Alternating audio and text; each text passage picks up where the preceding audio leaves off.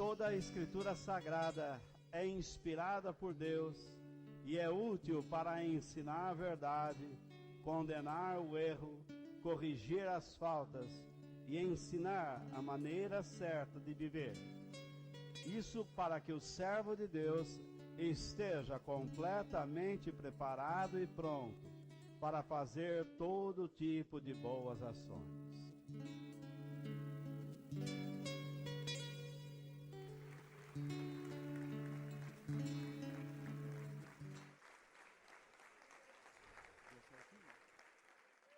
Então vamos lá. Esta é a razão de nós meditarmos na palavra de Deus. A própria Bíblia diz por que nós devemos ler, por que nós devemos aprender dela. E eu não me canso de a cada domingo, a cada reunião, ler esses 2 versos da Bíblia juntamente com vocês. Porque nós temos que guardar, não é apenas decorar o que está lá, mas guardar aquilo que o apóstolo Paulo está querendo nos dizer. Que toda a Escritura Sagrada é inspirada por Deus e é útil para ensinar a verdade, condenar o erro, corrigir as faltas e ensinar a maneira certa de viver. E isso para que o servo de Deus esteja completamente preparado e pronto para fazer todo tipo de boas ações. Podem sentar-se, por gentileza.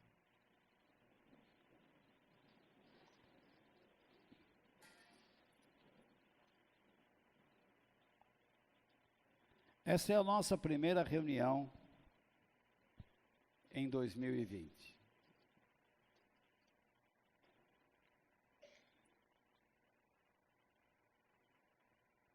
Muitos de vocês já têm em mãos as minhas notas e eu as enviei por meio de WhatsApp e vocês devem ter compartilhado com várias pessoas. E ainda as compartilharão. Com certeza farão isso. Nós vamos seguir esse plano, porque é isso que Deus falou comigo ao longo desta semana. E eu tentei escrever resumidamente boa parte daquilo que quero compartilhar com vocês. Se vocês pegarem essas notas e ao longo da semana lerem e meditarem, vocês com toda certeza aprenderão e entenderão muitas coisas. E sempre que eu posso, eu vou colocando textos bíblicos para dar suporte, para mostrar a vocês que eu estou fugindo das minhas opiniões pessoais, procurando o máximo possível ficar com o que a Bíblia diz. Nesta noite, pretendo falar com vocês sobre este tema e que nós possamos aprender com o nosso irmão do passado, apóstolo Paulo, o seguinte: que as resoluções de Paulo sejam as minhas. Então, eu vou observar as determinações de Paulo, o que ele planejava para si. E se ele era um homem de Deus, como acredito que ele foi, e penso que você também acredita, para mim, o maior de todos os apóstolos, um homem lúcido, poliglota, estudioso, que dá exemplo de, mesmo sendo um tremendo conhecedor das Escrituras, continuava sempre estudando. Ele mesmo declarou que não era um grande pregador, mas ensinou como ninguém ensinou. Um homem capaz de enfrentar sofrimentos após sofrimentos e nunca desanimar. Existe um filme do Van Damme em que ele é um bombeiro. Como que chama isso? Termina com a palavra final. Esqueci. Mas ele vai com seu filho a um ginásio de esportes e eles estão sentados na arquibancada. E então, sua filha quer ir à toalete. E ele a conduz, vai com ela, mas diz ao seu filho: aconteça o que acontecer, fique sentado aí, não saia daí até o papai voltar. E ele vai com a sua filha. Ele não sabia, mas um grupo de terroristas estava naquele lugar para matar pessoas, destruir. E de repente ele escuta o alvoroço, explosões, pessoas correndo, angustiadas, desesperadas. E quem ele pensa? No seu filho. E então ele pega a sua filha, corre para o lugar do seu filho e o menino está lá tremendo e chorando no lugar. E ele chega e diz: filho, você ainda está aí? Ele diz: pai, eu estou obedecendo o que o Senhor pediu. Tudo aquilo que estava acontecendo ao redor podia ter feito com que aquela criança se desesperasse e saísse correndo. Mas ele resolveu obedecer ao seu pai. Isso nos ensina sobre o momento que nós estamos vivendo. Não é um momento fácil, é conturbado. É um momento em que muitos cristãos estão sofrendo, em todo o mundo. Existe sofrimento psicológico e existe sofrimento físico. Em algumas partes, os cristãos estão sofrendo pressões por parte de um tipo de sociedade que está se formando, chamados de preconceituosos, intolerantes,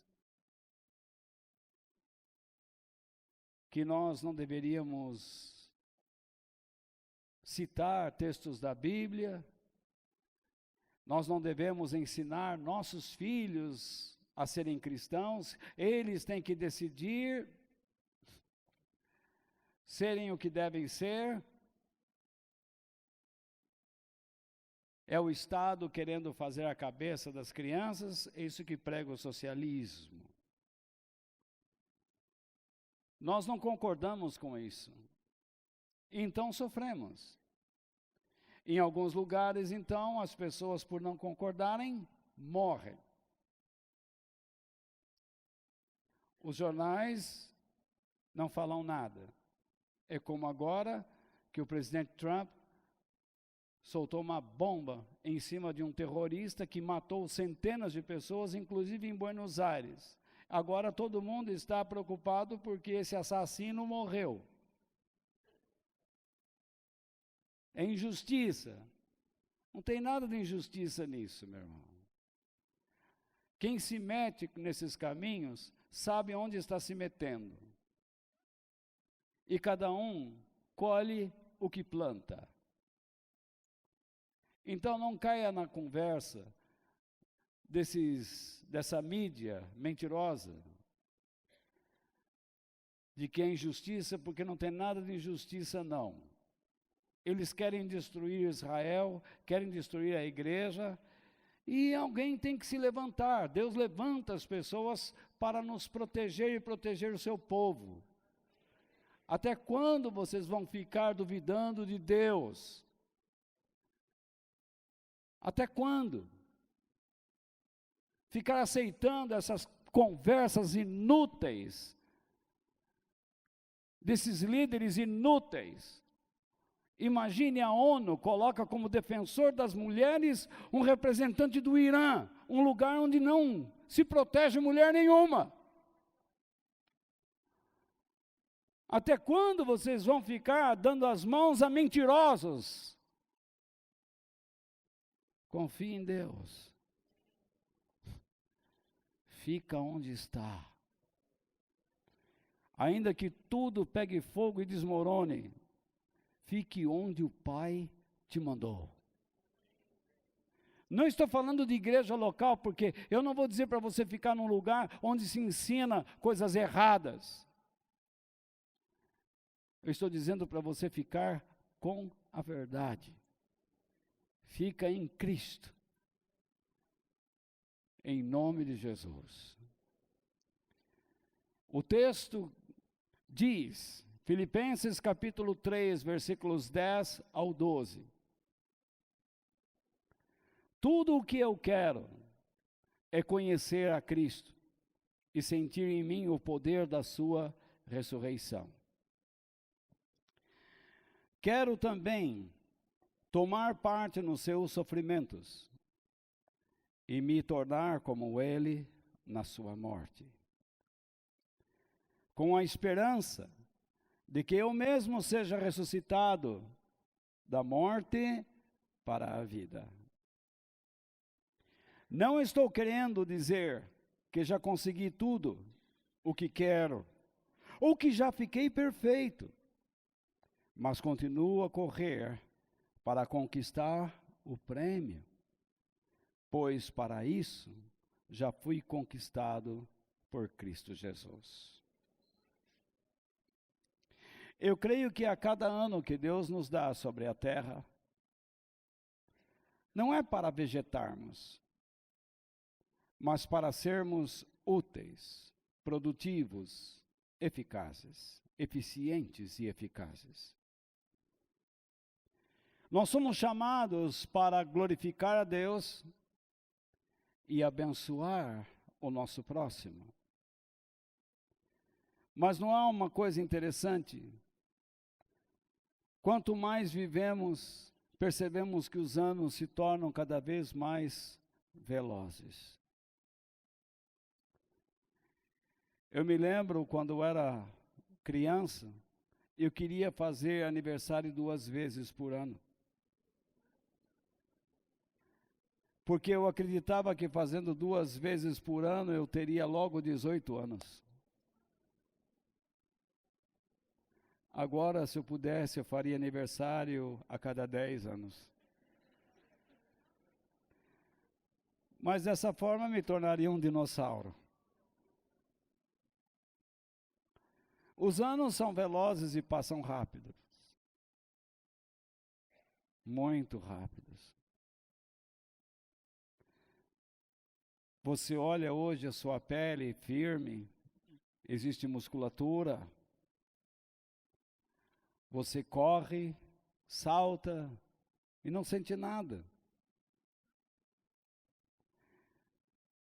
Aí hoje eu olho para mim, cadê minha musculatura? Minha pele, onde eu bato, fica roxo, rasga. Pele de alemão. Se eu pular, eu caio.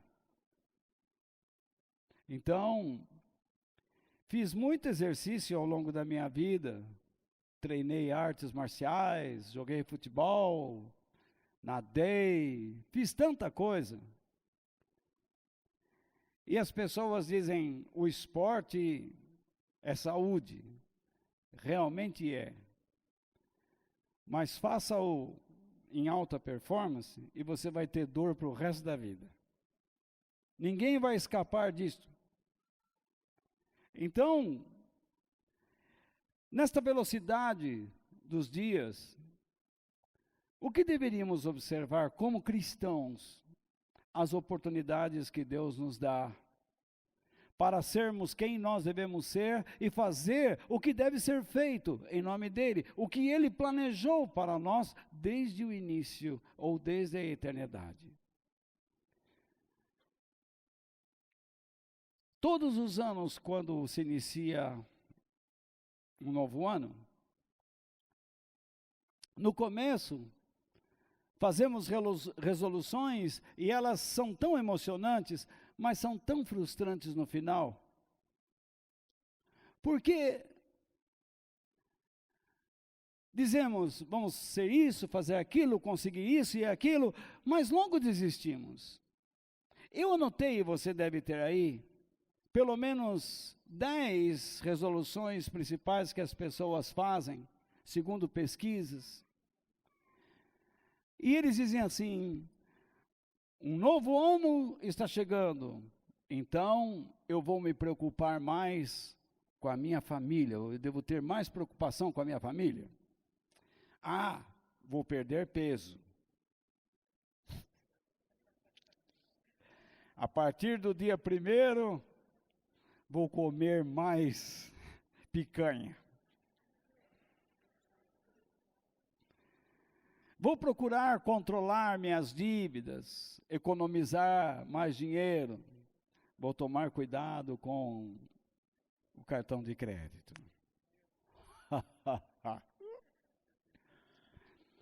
Vou buscar uma boa forma, vou fazer mais exercícios, desde que eu consiga levantar cedo. Chego morto do trabalho, preciso dormir. Vou me alimentar de modo saudável. Vou evitar certos alimentos, açúcares, certas bebidas, muito sal, gorduras. Este ano que entra, vou me esforçar para aprender algo novo, quero estudar mais, quero conhecer alguma matéria nova. Vou eliminar maus hábitos. Vou viver de um modo que eu possa reduzir o estresse, esse cansaço mental, esse desespero. Quer saber de uma coisa? Vou procurar ser mais feliz. Guardando dinheiro, vou fazer viagens. Vou para lugares onde nunca fui. Cuidado para não cair no inferno.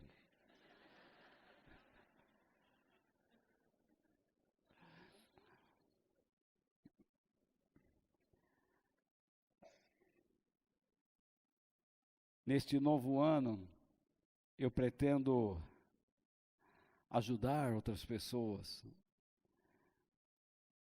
Vou dar a Deus o que é de Deus. Vou reservar um pouquinho para quando Deus trouxer alguém que realmente eu precise ajudar. Vou estender a mão a este irmão, a esta irmã. Serei uma bênção. Não quero ser mesquinho, não quero ser avarento. Não são resoluções boas? São. Entretanto, 4 entre 5 pessoas que as fazem, não as realizam, abandonam logo no início do ano. Essas resoluções também são feitas por muitos cristãos. Você vai à igreja, e se você pudesse abrir aqueles pedidos de oração, você encontraria vários desses itens lá. Senhor, que neste ano eu leia mais a Bíblia. Eles acrescentam algumas coisas religiosas. Que eu leia mais a Bíblia, que eu ore mais, que eu ame mais, que eu frequente mais a igreja, que eu assuma uma função, que eu não fique parado. São coisas que muitos cristãos fazem, resoluções. Mas logo de cara desanimam. Na verdade, nós não precisamos desse tipo de resolução. Porque quem faz resolução assim, eu vou estudar mais, eu vou fazer isso, é porque está dirigindo sua própria vida. Nós podemos ter desejos e colocá-los diante de Deus. Você pode querer comprar algo maravilhoso e não é pecado nenhum. Tem certos cristãos que compram um carro, o outro chega perto, invejoso, outro irmão invejoso, você orou?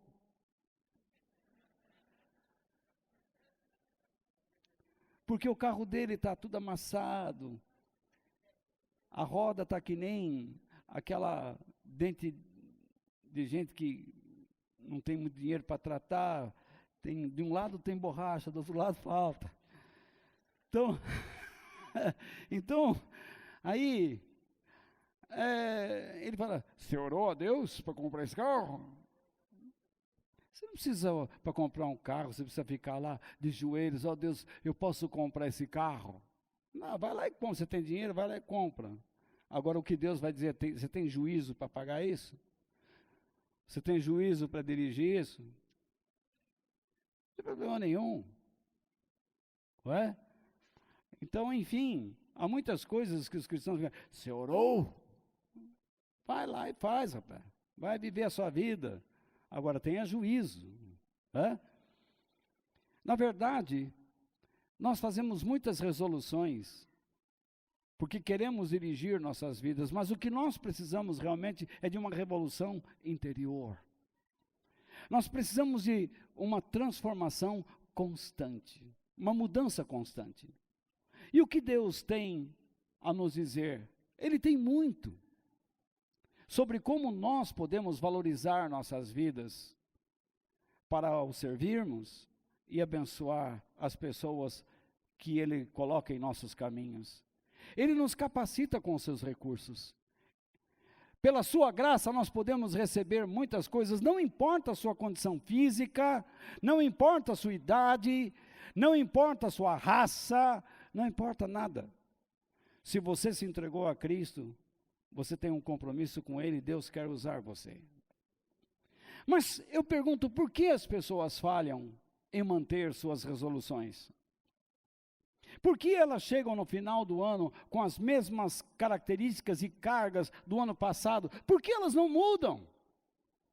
Chega no fim do ano, é aquele mesmo bagaço. É o final de cada ano e elas estão prometendo a si mesmas que vão mudar, que serão diferentes, e não são nunca. Não se preparam. Alguns dizem assim, a partir de hoje eu vou me preparar melhor para comparecer às reuniões, porque eu quero estar esperto. Mas todo domingo eu noto as mesmas pessoas que dormem. E não é por questões clínicas, é porque eles não dormem em casa. Alguma coisa os impede de dormir. A assombração do marido ou da mulher. E então eles vêm e olham para mim e dormem. Olham para esse ser com a aparência angelical e dormem. Então, aí acordam, quando alguém bate palma por alguma palavra que toca, bate palma, ele acorda e bate palma. Ele nem sabe o que está acontecendo, mas ele vai. Então ele tem uma luz brilha dentro dele, ilumina a sua consciência, ele diz, meu Deus, eu não posso continuar assim, eu quero ser uma pessoa firme, eu não tenho problema clínico, então eu quero aprender mais de Deus, mas logo desiste. Os cristãos fazem as mesmas resoluções que todo mundo e colocam alguns pitacos de religiosidade nas suas determinações, mas não as completam, não as executam, não avançam, não crescem, não amadurecem. Mas por quê? Porque todas as resoluções, quando elas não atendem às nossas necessidades pessoais, materiais, físicas, emocionais, terrenas, de imediato, trocamos por outra. Escolhemos caminhos mais fáceis, menos complicados. Porque quando você toma uma resolução, você deveria se aperceber que ela exige o quê? tempo. Além de tempo, é necessário que você inclua dentro dele o quê? Um trabalho árduo de construção. Quando você diz, esse ano eu quero gerenciar mais o meu dinheiro, o que você está dizendo? Que você não presta atenção na maneira como você guarda. E que a partir de agora você será mais observador. A partir de agora você vai criar uma planilha e você vai planejar o que gastar, o que guardar, o que dar. Você vai planejar e você vai planejar a sua generosidade, o seu respeito a Deus, porque você sabe que não pode servir a Deus e ao dinheiro ao mesmo tempo. Deus é superior a ele, então você tem que entender que Deus deve dirigir sua vida e você tem que ser prudente, cauteloso, sábio. E isso é uma construção, porque dentro de você existe um ímpeto, existe um impulso, existe uma emoção. Em relação ao que você pode conseguir com o dinheiro, então você vai ter que controlar a si próprio. Imagine a luta. Mas de repente você diz, eu vou gerenciar, porque aí não chega nunca aquilo, então quer saber de uma coisa? É pé na jaca.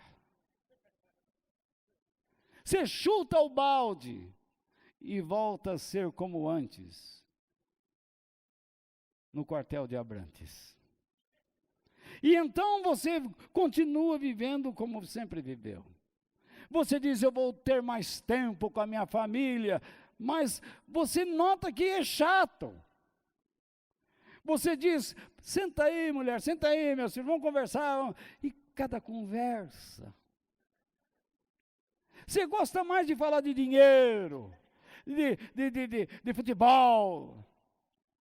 E aí a mulher vem com conversa, você não acha que a gente deveria? Já vem a cobrança. Mulher é mulher. Então, não é uma coisa que satisfaz, aí você vai diminuindo o ímpeto, vai empurrando, até que aquela migalha, aquilo se transforma numa migalha que caia da mesa. Você não quer mais, porque é construção. Você diz, não, eu vou ser um cristão mais fervoroso. Como é que você pode ser fervoroso de um dia para o outro? Você vai num acampamento, eu tenho até dó de gente que vai no acampamento, no culto da fogueira, pega o graveto, joga na fogueira, este graveto sou eu, põe fogo, cuidado. Aí o camarada vai lá, agora sou eu, estou no fogo, e volta, agora sim, eu sou um cristão. Não vai durar 2 semanas. Porque não se constrói vida dessa maneira. Eu gosto da nossa igreja lá, porque lá é o fogo, é o sapatinho, sai do chão, e pula daqui, e pula de lá. Eu sei porque eu vim daí. Não acontece nada. As pessoas continuam a mesma coisa. Entra ano e sai ano. Porque cristianismo é construção. Se você não construir sobre a rocha, quando vierem as intempéries, você tomba, você cai.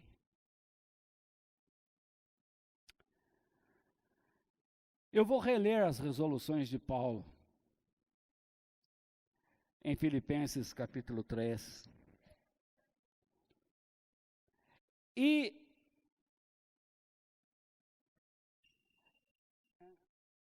primeiro, como saber se eu estou conhecendo mais a Jesus, o Senhor?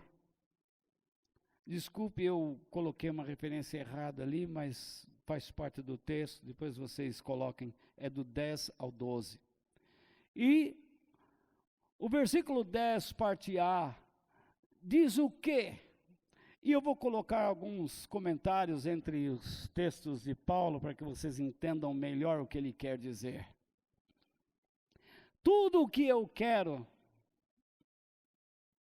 preste atenção aqui, Tudo que eu quero é conhecer, isto é, estar conhecendo.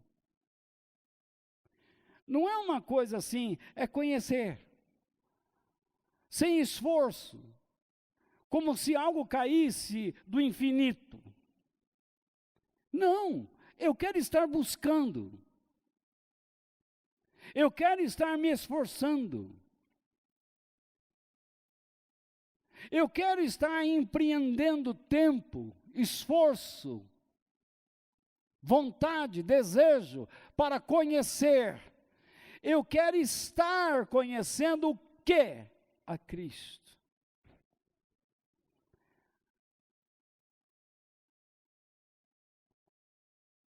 E segundo o contexto, ele está querendo conhecer a Cristo pelo princípio da renúncia. Nós podemos ler muitos livros sobre Jesus. Há muitos documentários feitos sobre ele. Mas tudo que eles falam e mostram em filmes é algo histórico. Muitos livros que falam sobre Jesus distorcem suas palavras e transformam esses livros em pensamentos positivos, atitudes positivas, confundindo o positivismo com fé. Porque é ensinado nas igrejas, se você tiver fé, Deus vai te dar, mas a fé não é para receber. Nós temos fé para, antes de tudo, para nos oferecer. Uma vez que você se oferece e é aceito, então você está apto para receber. Eu não me iludo com esses testemunhos que são dados aí a torto e a direito, dizendo eu recebi, eu tive fé e recebi. Eu quero ver se você tem fé para oferecer. Eu quero ver se você tem fé para receber 100 milhões de reais e dar 10 milhões de dízimo. Aí eu quero ver se você tem fé. Eu quero ver se você tem fé ao dizer, Deus deu uma criança em nossa... Eu quero ver se você tem fé agora em educá-lo no caminho de Deus. Exercer a paternidade como ministério, como serviço espiritual. Aí eu quero ver se você tem fé. Gastar tempo com seu filho, você vai, como pai e mãe, vão começar, além das suas tarefas profissionais, sociais, caseiras, vocês ainda vão buscar tempo para conhecer o que Deus diz na palavra de Deus, para ajudar na educação de seu filho ou de seus filhos. Aí eu quero ver o que é fé. Fé não é só para receber, fé é para oferecer.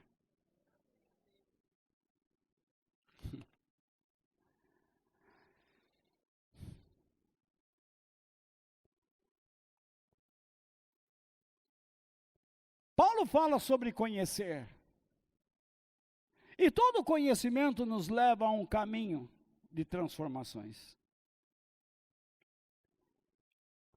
E quando eu vejo esses documentários na TV, eu percebo que os produtores de tais filmes não conhecem Jesus como deveria ser conhecido. E, portanto, eles apresentam, Jesus foi isso, Jesus foi aquilo, Jesus fez isso, Jesus fez aquilo, mas não apresentam o quê? As suas exigências, porque eles não o têm como Senhor e Cristo. Porque a palavra de Deus diz que Deus o fez Senhor e Cristo, isto é, dono e ungido de Deus, autoridade de Deus na terra.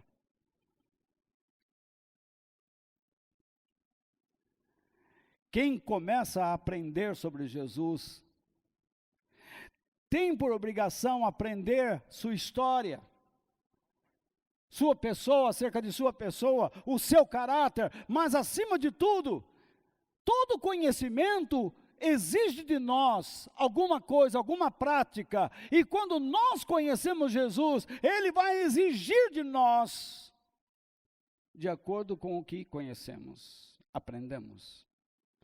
A quem muito é dado, muito será exigido.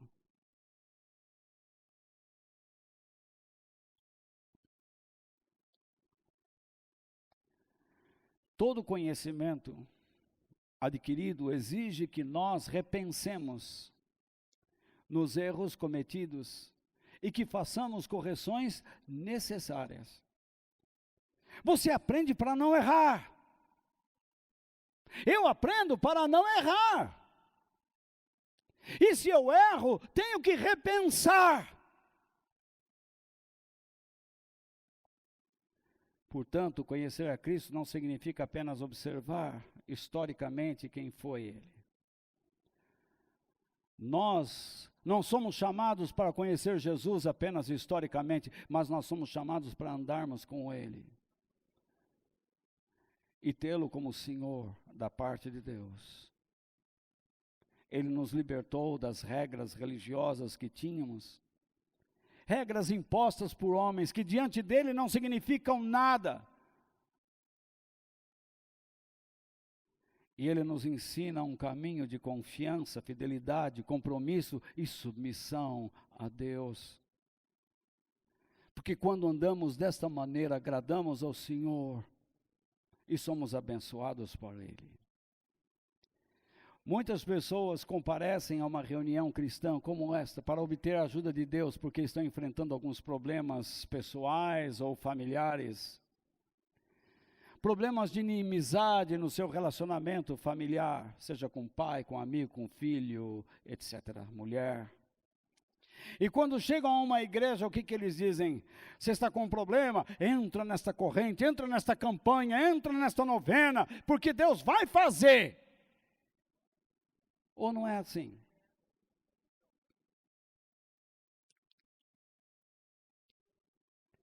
A participação nessas campanhas, novenas, correntes, traz uma esperança falsa.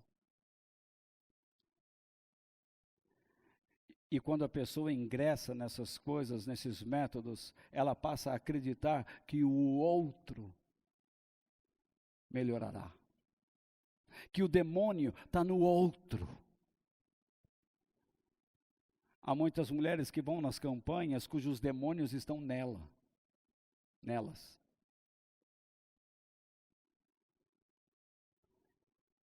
E não é porque elas estão possuídas, não. Porque quando essa pessoa está possuída pelo demônio, ela já não pensa mais. Mas o demônio não quer ficar possuindo, ele quer influenciar. Porque ele quer que você sinta a culpa. Você precisa sentir-se culpado, conscientemente culpado. Ele quer acabar com seu estado psicológico. Destruir suas emoções. Suas estruturas mentais.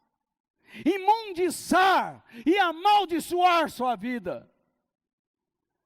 E a maioria desses líderes, digo isso com todo respeito, não querem entender isso.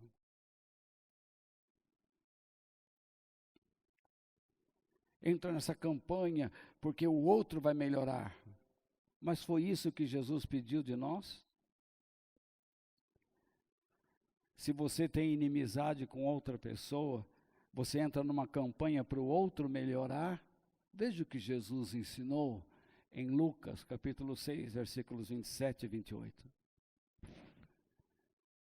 Mas, essa conjunção adversativa aí, ela, na verdade, está querendo dizer, além do que já lhes ensinei, eu digo a vocês que estão me ouvindo. Primeiro, amem. Exigência, não é? O verbo está no imperativo. E todo verbo no imperativo é uma ordem. Filho, vá até o quintal e feche a torneira. Vá e feche. Filho, venha tomar banho, venha. Filho, desligue a televisão. Filho, saia da frente do computador. Marido, morra. Então, são ordens.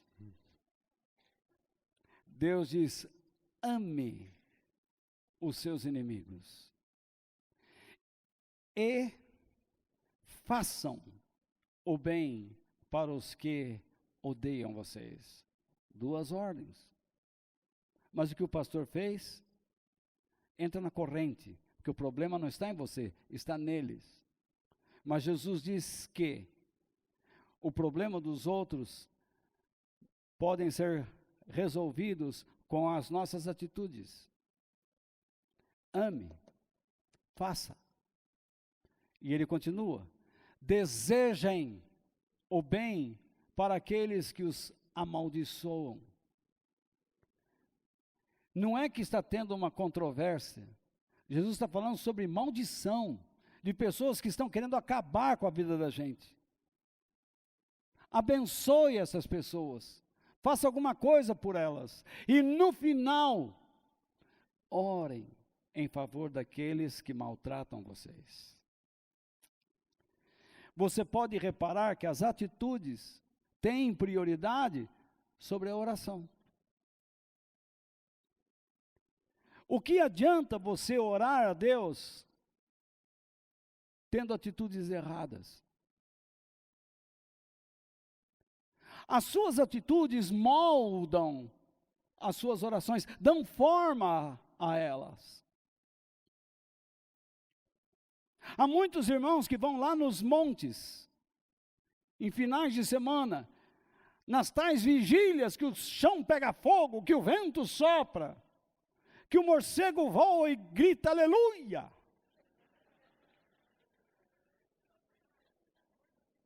Eu vi um morcego passando, aleluia.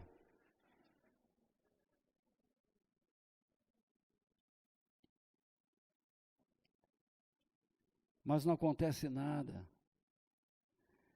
Suam, se derretem, saem de lá acesesado. Não é acesos, acessesados, de tanto suar.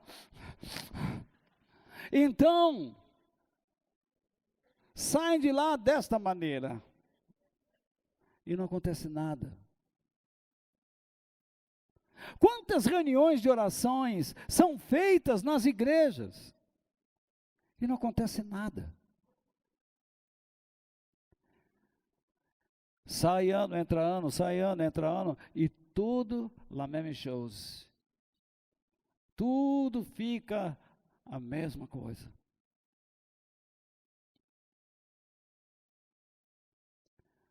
Por quê? Não existe atitude. Não existe construção. Ao lidar com os seus adversários, Jesus está dizendo: a construção é essa. É amar. E o que é amar? É fazer o bem. É fazer coisas para aqueles que te fazem mal.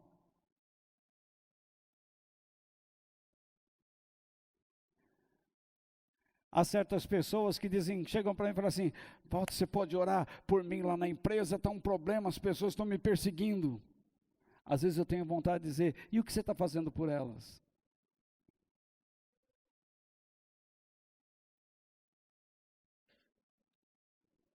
Me tiraram, me perseguiram, me empurraram para fora. Foi elas ou foi Deus? Desde quando alguma coisa pode acontecer na sua vida por acaso? Sem a permissão de Deus? Onde está a sua fé? Fé não existe. Você não é fiel. Você não confia. E nesta noite Deus está chamando você para confiar nele. A Bíblia diz outra coisa. daquilo que você pretende crer, daquilo que você quer crer. A sua opinião não importa. A minha opinião não importa. O que importa é o trabalho de Deus, é o que Ele está fazendo.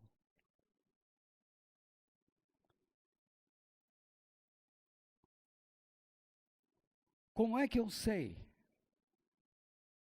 Como eu posso saber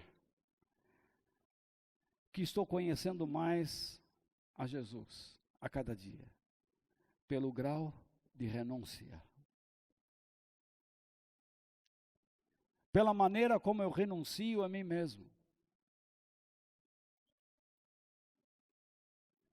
A renúncia é um caminho de vitória contra o desejo pessoal de poder. Eu tenho uma tendência para manipular. Você começa a namorar, a primeira coisa que quer é mandar no namorado, mandar na namorada. Não é assim.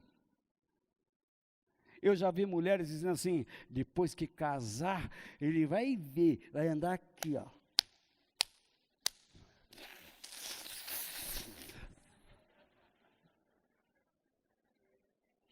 Você vai destruir sua vida, seu relacionamento. Você quer ver se o seu casamento é uma bênção? Olha a conduta dos seus filhos. Eles não amam a Deus. Não servem a Deus. Então, pais, vocês estão em papos de aranha. Vocês não estão fazendo as coisas direito.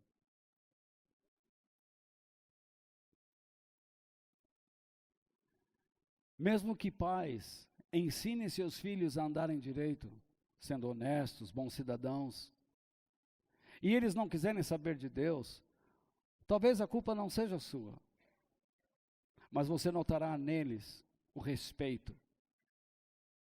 Há pessoas que não querem andar com Deus, mas porque receberam uma educação adequada, respeitam. Mas quando eu vejo desrespeito, é porque não existe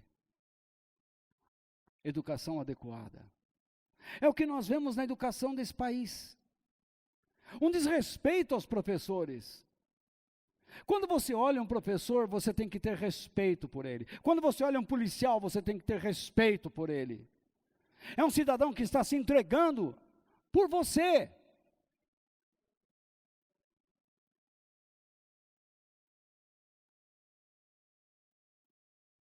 Mas nós vemos políticos, magistrados, que não respeitam aqueles que confiaram neles.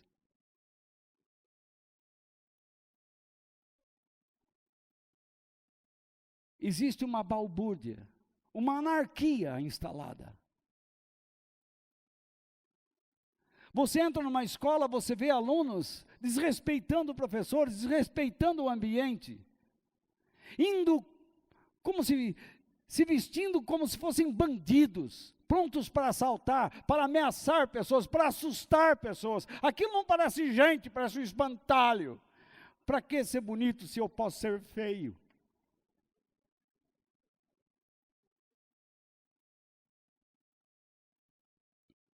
Eles conseguem assustar a própria escuridão.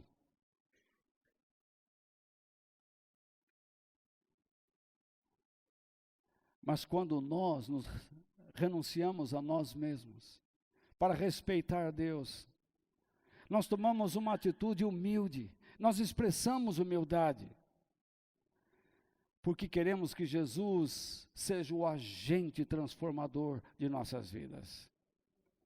A renúncia significa que eu estou crucificando a mim mesmo. É o caminho da morte para os meus impulsos emocionais. Esse caminho transformador da renúncia demonstra que nós confiamos no trabalho divino. Não seja eu, Senhor, mas o Senhor através de mim. A vontade que eu tenho, Senhor, não é fazer campanha, não, é ir lá e arrebentar meu inimigo. Mas eu não sou presidente, eu não sou governador, eu não estou investido de autoridade. Deus pede que eu faça o bem. que eu ame. Mas o que eu quero fazer? Eu quero fugir dessa tarefa e eu quero encontrar algum caminho. Você vai fazer a campanha? Eu vou te dar. Quanto que é? Bom, se você der 5.000, a benção é de um jeito. Se der 2.000, um pouco menor a benção. E 20 pila? Aí o diabo vai pensar no que fazer. Capaz de ele te pegar também. Então, está desse jeito. Igreja para ganhar dinheiro, para meter a mão no bolso das pessoas, virou negócio. Porque nós não confiamos mais em Deus. Nós queremos métodos para ludibriar pessoas, enganar pessoas.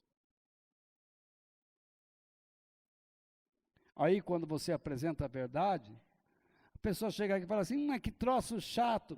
É lógico, eu estou ensinando você a construir sua vida. Mas o que você quer é brincar com a vida. Você quer dinheiro.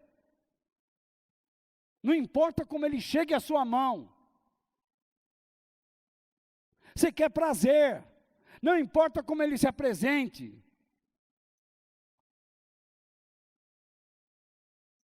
Há certas coisas que nós deveríamos orar e por elas nós não oramos.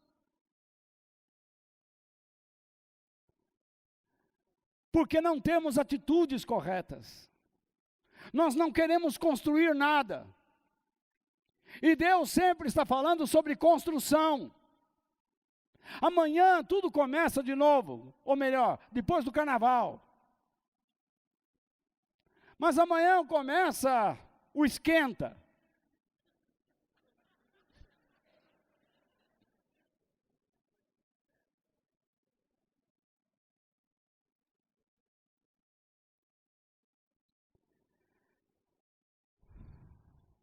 Quando nós nos dispomos a renunciar nós mesmos, isso significa que estamos tomando sobre nós a nossa cruz. Tem gente que fala assim, minha sogra está lá em casa, é minha cruz que está lá. Esse meu filho tem sido minha cruz. Ai, meu pai, minha mãe, meu pai, que 2 cruzes pesadas que eu carrego. Esse meu marido é um vagabundo. Eita cruz que vai do Oriente Médio até o Havaí. Gente, pessoas não são cruzes. A cruz é a renúncia. É onde você morre para si mesmo, para abençoar o outro. Você morre para si mesmo, para que Jesus viva, Ele nasça, floresça, através da sua vida, para abençoar o outro. Para com essa história, vou orar para o outro melhorar, comece a orar para você melhorar. E se você não souber o que a Bíblia diz para você melhorar, suas orações geralmente serão erradas.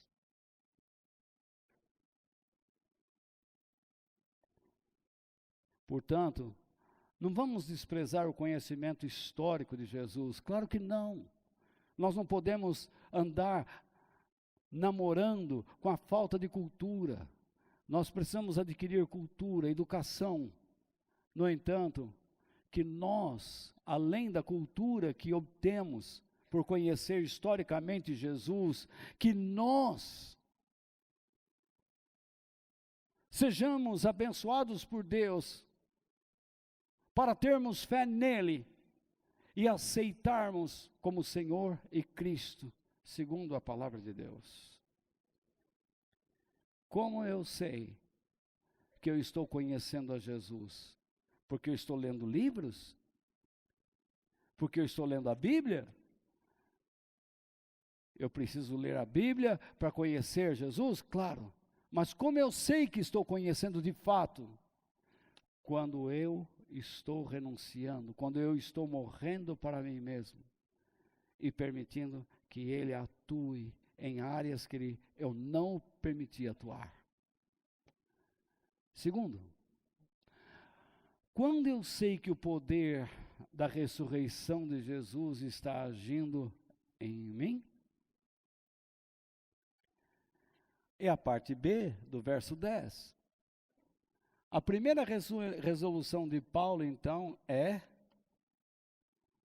que ele quer estar conhecendo Jesus. E a segunda, ele diz: e sentir em mim o poder da sua ressurreição, isto é, o seu poder que me tirou da morte para a vida com Deus. Quando nós vivemos pelo princípio da renúncia, significa que desejamos constantemente a presença de Deus, a fim de dar-lhe uma vida que lhe provoque estímulos de prazer, de alegria. E a única maneira que nós temos de agradar a Deus é viver uma vida unida com Cristo. Então, qual é o objetivo, o motivo, o alvo da renúncia?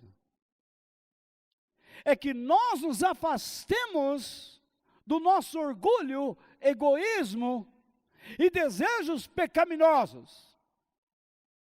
Quando eu digo, eu não vou entrar nessa, porque a palavra de Deus diz isso, lá no fundo eu quero ir.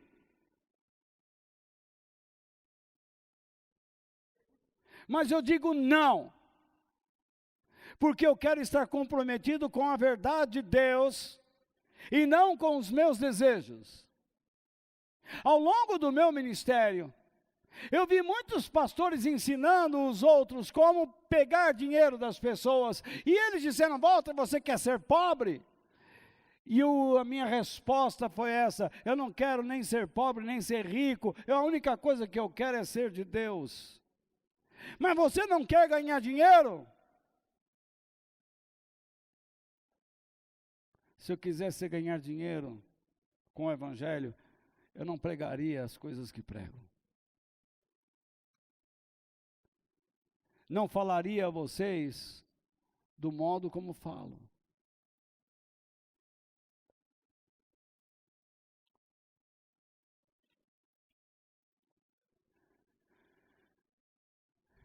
Então, constantemente, Deus está dizendo: escute aí, a renúncia é para você se afastar do seu orgulho, do seu egoísmo, dos seus atos pecaminosos, desejos pecaminosos, e amar Deus. Amarás ao Senhor teu Deus de todo o teu coração, com toda a tua alma, e assim por diante.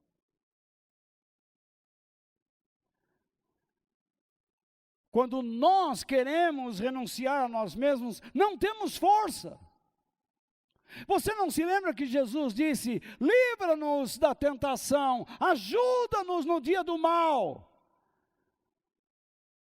Porque a nossa luta contra os nossos desejos ela é intensa, a nossa luta, ela é intensa, interminável.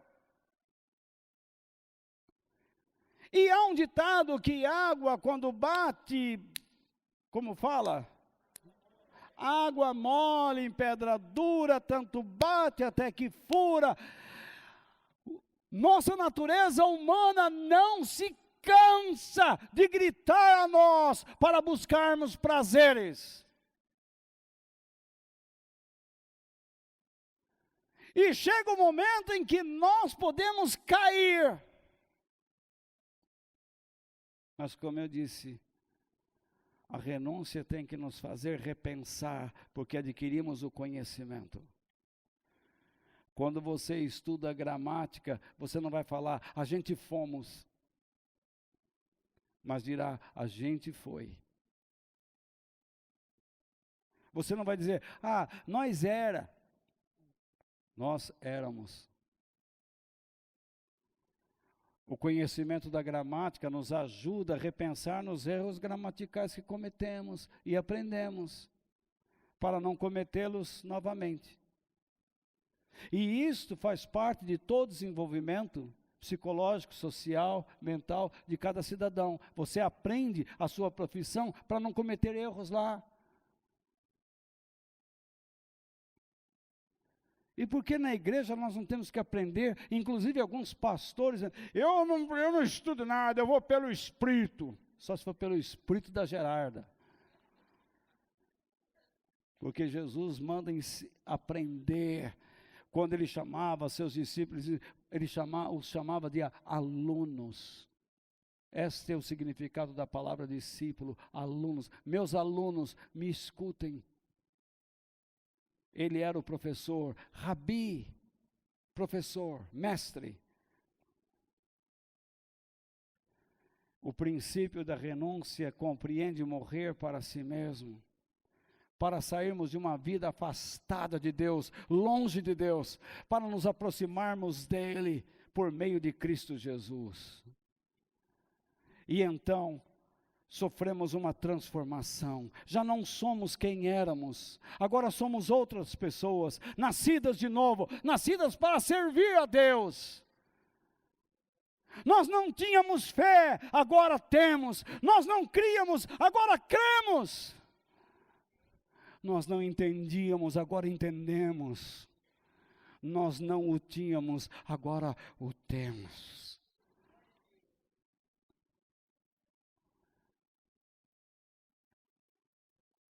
Todo cristão verdadeiro deve acreditar que Jesus o ressuscitou para uma nova vida.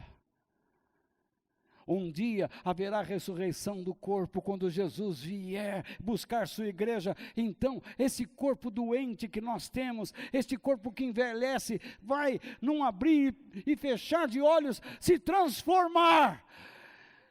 E receberemos um corpo com a mesma natureza que Jesus recebeu após a sua morte e ressurreição. Subiremos para as alturas dos céus, para encontrá-lo nas nuvens, e ele nos conduzirá ao paraíso, ao nosso lar ou casa eterna.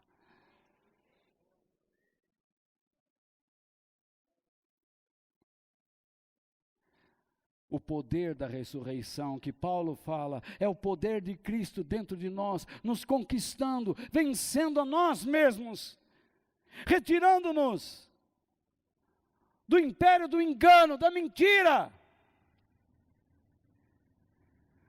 tirando-nos de uma vida afastada de Deus, longe de Deus, desinteressada por Ele, que significa a morte espiritual. Todo aquele que recebe uma nova vida se interessa pelo Pai, ama o Pai. Ele é uma nova criatura, ele foi recriado. Ele nasceu das cinzas, da podridão, ele recebeu o aroma do Senhor.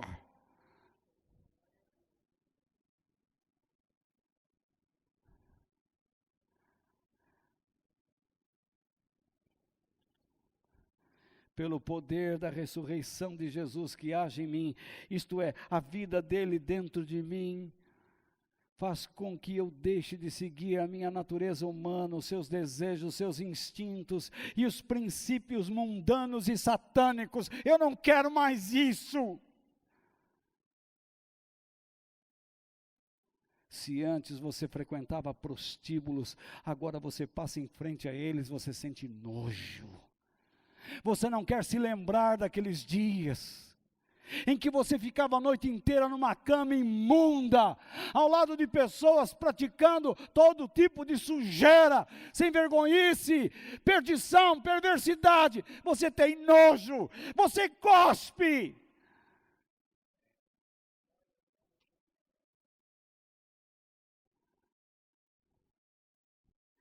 Porque a vida de Jesus está dentro de você, brilhando, dizendo, clamando, vem, faça assim, seja digno. eu abandono uma vida de pecados que contrariam a vontade e os planos de Deus, e me sinto feliz em fazer sua vontade, e eu creio no que Jesus disse: todo aquele que tiver sede e fome de fazer a vontade de Deus, eles ficarão satisfeitos.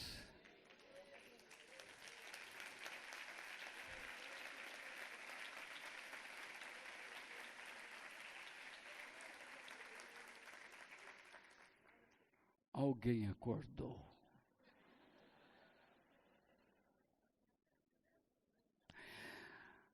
Quando eu vejo cristãos insatisfeitos, eu os vejo como pessoas que não se comprometem com o trabalho, com o serviço espiritual. Eles não sentem prazer em abandonar o pecado, a imoralidade. Eles não sentem prazer em servir a Deus. Eles querem continuar acreditando: Deus me conhece, Deus sabe quem eu sou. Ele sabe muito bem quem você é. Você que não se conhece. Terceiro, se eu renuncio a mim mesmo, se eu conheço a Jesus pelo princípio da renúncia, não é? E se eu estou disposto a morrer para mim mesmo, para que o poder da ressurreição de Jesus em mim me transforme em uma nova pessoa, em um novo ser, você pensa que isso vai trazer resultados felizes? Tente ser de Jesus onde você trabalha. Tente ser de Jesus na escola que você estuda. Tente ser de Jesus com aquele que está querendo lhe corromper. Tente ser de Jesus na educação com o seu filho, quando ele está querendo fazer o que não presta, o que não deve. Tente falar de Jesus para alguém que o odeia.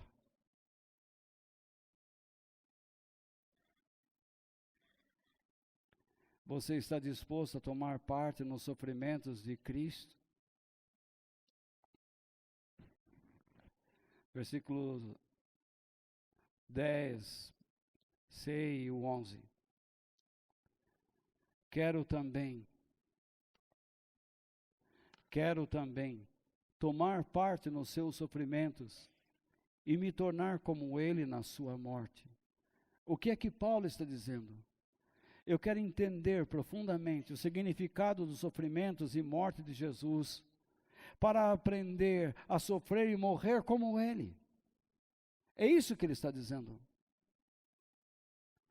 Com a esperança de que eu mesmo seja ressuscitado da morte para a vida. Isto é, que eu seja ressuscitado para a vida eterna. Você acha que suas paixões e as minhas paixões querem morrer?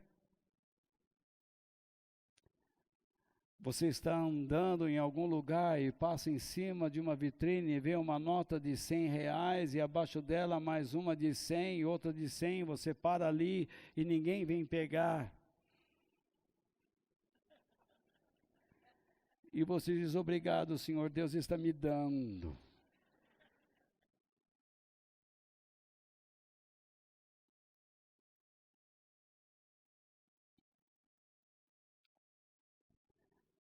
Aquilo não é seu.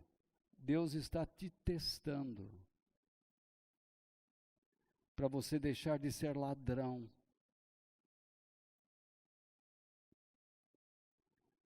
Corrupto.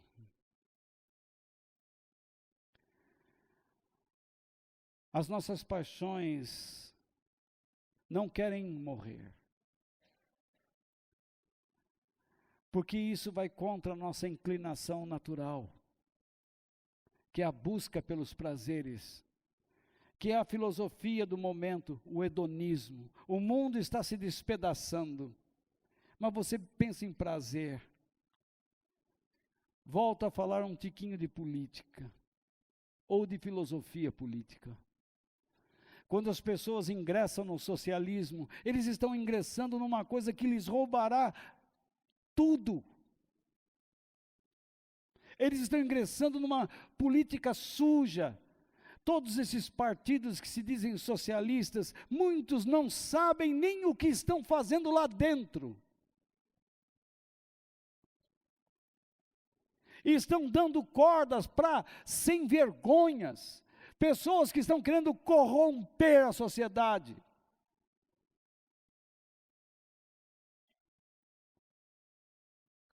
Mas por que os jovens se atrelam a isso, ao comunismo, ao socialismo, sendo que essas filosofias mataram milhões de pessoas?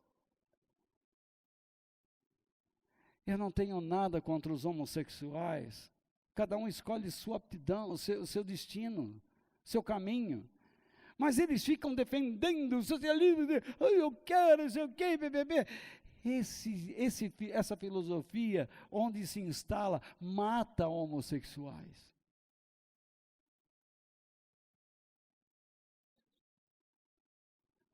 Milhares deles foram mortos em Cuba, ex-União Soviética, Albânia. Você vê algum barco indo feliz? Nós vamos para Cuba. Os cubanos querem liberdade. Os venezuelanos querem liberdade.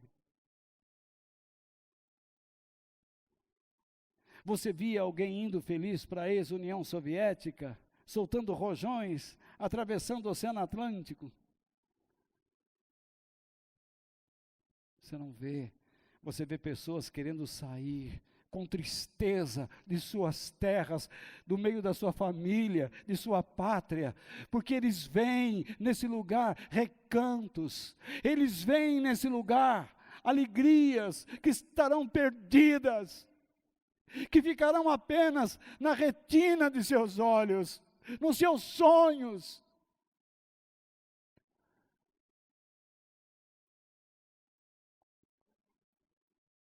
Mas por que os jovens se atrelam a todas estas coisas pelo prazer? Porque é colocado na cabeça deles, aqui você vai ter liberdade para pensar o que quer, para fazer o que quer, o resto é preconceito. Discorde deles e você vai descobrir quem é preconceituoso. Vivemos um mundo onde o ser humano quer buscar o prazer pelo prazer. Ele diz, renunciar a mim mesmo não traz satisfação nenhuma. Imagine eu abandonar meu orgulho pessoal, os meus desejos. É a única maneira de combater esse mundo mentiroso, anárquico. Viver para Cristo traz lutas, traz sofrimento.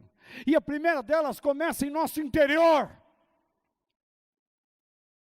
Quando temos que lutar contra os nossos desejos. Porque Paulo diz, há uma luta entre o espírito e a carne.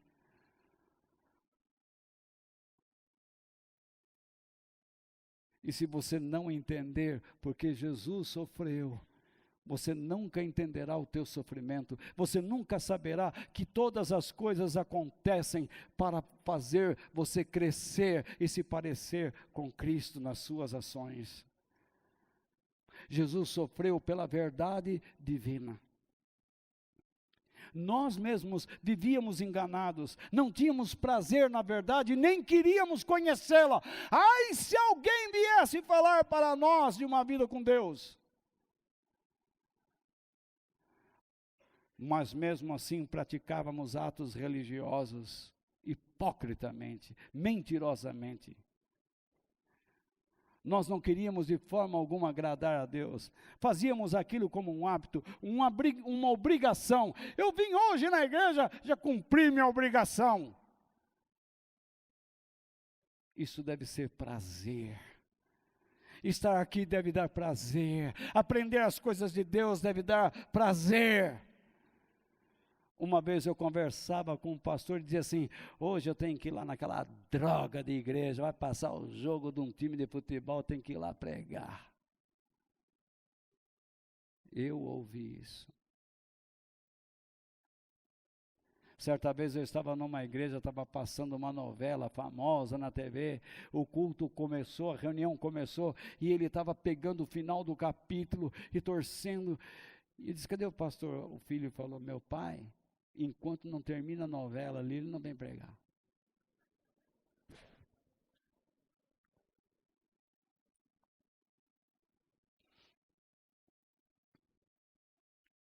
A verdade divina sempre trará conflitos, tanto internos como externos.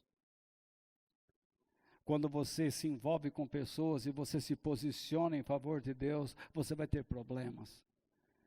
Eu mesmo ensinando a vocês aqui, vou ter problemas, porque vocês não vão me aceitar. Mas os que aceitam a verdade, os que aceitam o testemunho de Jesus, esses recebem a vida. E para estes nós temos um aroma de vida. Mas aqueles que não aceitam a verdade e não aceitam a Jesus, estes cheiram a morte, porque para eles temos o cheiro da morte. Mas o importante é que nós não rejeitemos o que Jesus fez por nós. Ele sofreu por nós. Ele foi paciente. Ele ensinou os seus discípulos como edificar uma vida, como construir uma vida sobre a verdade. Ele mesmo ensinou: você não pode construir uma vida sobre a areia. Ele disse: se você quer construir uma torre, calcule os custos. Veja bem o que você quer fazer. Se você não entender as razões do sofrimento, você vai cair nesta conversa: Deus não quer que você sofra. O apóstolo Paulo diz no livro de Filipenses: Deus nos deu a honra de servirmos a Cristo e de sofrermos por Ele. Tudo que esses caras pregam é contrário, é distorcido ao que Deus diz. Mas eles se transformam na verdade, porque o povo transforma a mentira em verdade e a verdade em mentira por causa do seu prazer.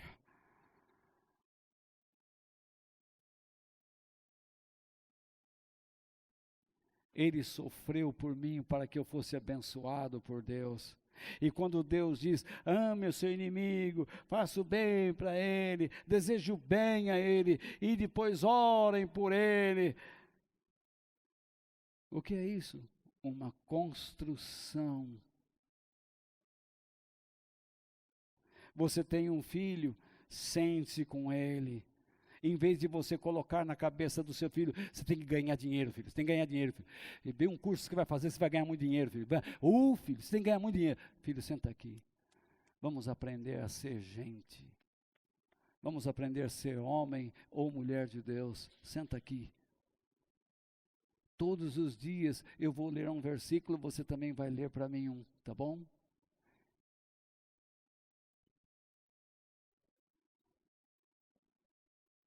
Isso não perdura, por quê? Porque não gostamos de atitudes, de construção. Nós queremos o prazer. Que eu não sinta vergonha de estar comprometido com Jesus, a sua palavra e o Evangelho. Que eu não tenha vergonha de sofrer por causa dele, de ser rejeitado por causa dele. Que eu tenha vergonha de sofrer como bandido, como um criminoso, como um mentiroso. É disso que eu tenho que ter vergonha. Que eu procure não ser imediatista, mas que eu aprenda que as resoluções de Paulo devem ser as minhas. Ter paciência. Eu não espero que este ano aconteça tudo comigo, o que eu quero. O que eu quero é estar conhecendo a Cristo a cada instante. O que eu quero é estar experimentando a sua ressurreição, isto é, eu quero estar aprendendo a morrer para mim mesmo, para que Cristo viva. O que eu quero, meu irmão, São essas coisas. Eu quero aprender a sofrer. Eu não quero fugir do sofrimento. Se Deus permitir que eu chore, eu vou chorar. Vou gemer. Vou incomodar minha família. Ouvirão os meus gemidos. Verão a minha expressão de dor. Mas eles não me verão afastados de Deus. Isto eu não quero. Eu fui conquistado por Jesus para conquistar estas coisas, para vencer estas coisas, para ser o que Deus espera de mim. Eu não estou pensando em casa, e carro, e dinheiro, e viagem. Se isso vier, virá. O que eu quero é conhecer Jesus. Eu quero aprender a morrer para mim mesmo. Quero ressuscitar com Ele. E se tiver que sofrer, quero sofrer com prazer nele, sabendo o que fazer nesses momentos para a glória de Deus. Que eu me esforce para confiar em Deus, como diz o salmista, entrega os teus caminhos ao Senhor, confia nele e o mais ele fará. Eu não quero duvidar de que Deus pode fazer o que bem entende comigo, não importa, Ele sabe o que é melhor, mas que eu busque uma vida que agrade o Senhor, busque primeiramente o reino de Deus, e a vida que agrade o Senhor, que dê prazer a Ele, e as demais coisas serão acrescentadas. Que eu não fique tentando ensinar a Deus o que Ele deve fazer.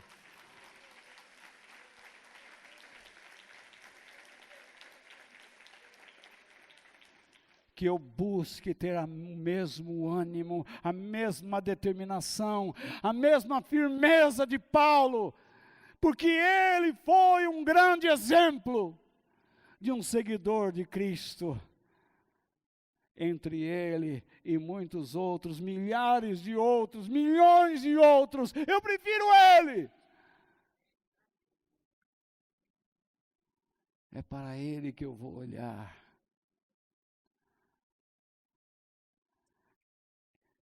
Que o ânimo, que a determinação, que a firmeza de Paulo possa ser vista em mim e em cada um de nós, ao longo de nossas vidas sobre a terra. Deus abriu as portas de um trabalho para você, vá trabalhando. Seja um homem e uma mulher de Deus lá. Se você tiver que mudar de ramo, ir para um lugar maior ou menor, se você tiver que iniciar algo, Deus vai colocar isso no seu coração. Enquanto isso, vá trabalhando. Tenha juízo, não brinque com a vida. Respeite teu pai, tua mãe. Respeite o teu filho, tua filha. Tratem-se com dignidade, com amor.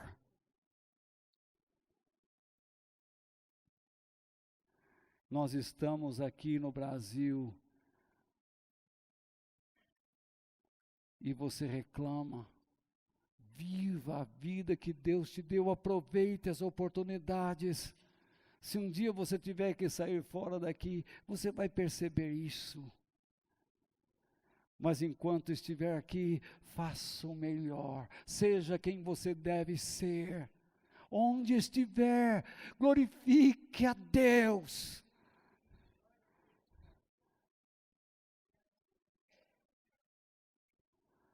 Ainda que no leito da dor, da enfermidade, da insuficiência, imite os grandes homens e as grandes mulheres de Deus, inclusive aqui escreveu, mais perto quero estar, meu Deus, de ti. ainda que seja dor, que me una a ti. Sempre hei de suplicar, mais perto quero estar, mais perto quero estar, meu Deus, de ti.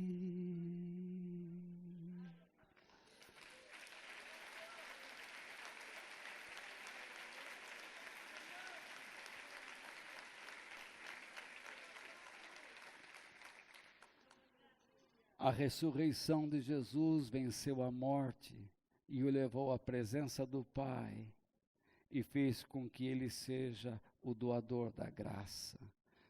Se você quer saber se está ressuscitado em Cristo, você ama o Pai, você quer estar na presença de Deus, você se torna um doador da graça de Deus, ou você continua egoísta, orgulhoso, mentiroso, mesquinho, avarento? Antes de ressuscitar, Jesus aprendeu a sofrer. Ele entendeu o sofrimento. O diabo quis tirá-lo da cruz por um caminho fácil, mas ele disse: se afaste de mim. Ele seguiu o caminho da aspereza, da rudeza dos homens, da hostilidade dos homens contra ele, e tudo que ele lhes ofereceu foi amor. Pai, perdoa-lhes porque não sabem o que fazem. Eu não estou querendo dizer, irmãos, como o nosso irmão Paulo diz, que já alcançamos estas coisas, mas termino com o verso 12. Não estou querendo dizer, diz Paulo, que já consegui tudo o que quero, ou que já fiquei perfeito, mas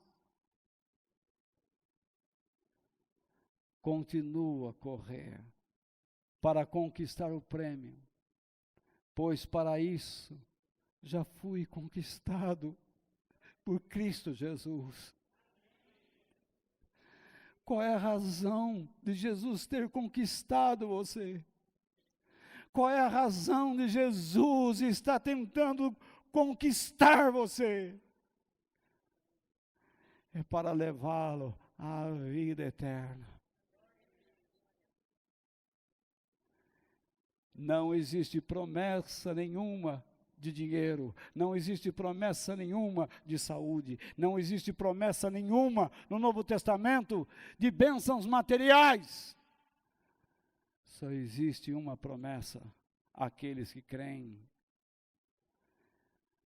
Porque Deus amou o mundo de tal maneira que deu o seu único Filho, para que todo aquele que nele crê não pereça, mas tenha a vida eterna. O mundo passa, os seus desejos, sua cobiça passa, mas aquele que faz a vontade de Deus permanece para sempre. Que Deus nos abençoe.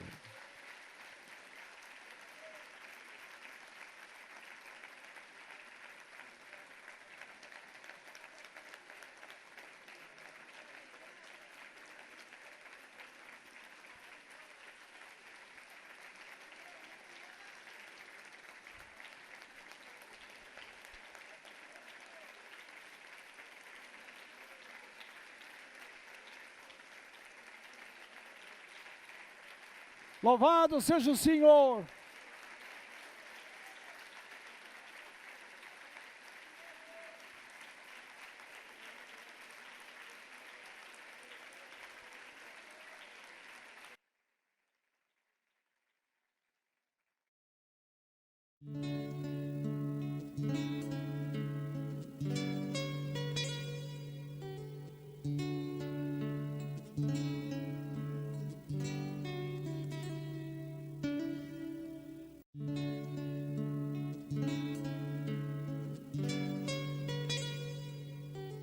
Amém.